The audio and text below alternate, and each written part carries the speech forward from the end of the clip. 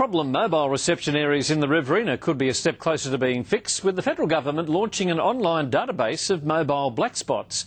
It's good news for residents campaigning for improvements to local telecommunication services.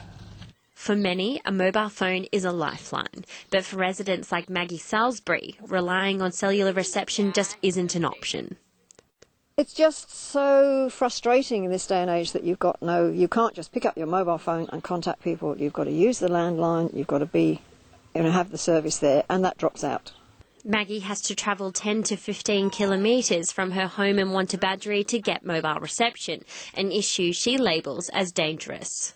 It's not just us, it's the fire brigade, it's the ambulance, it's the police. We have had 47 accidents in this area in the last few years, 4 or 5, I think, of which were fatal.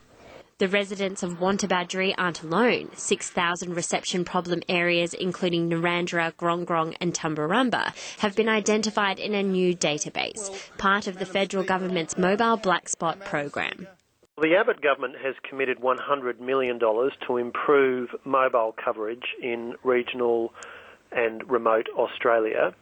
And the first step in that process has been to ask Australians which locations they think don't have adequate mobile coverage. The next step will be a competitive selection process, with Telstra, Optus and Vodafone invited to bid for funding and nominate possible base locations. The carriers will need to prove that the sites that they propose to build at, drawn from this list, are locations where there is no coverage and where building a base station will provide improved coverage. Successful base locations will be announced in the first half of 2015, with building to begin later in the same year. Samara Gardner, Win News.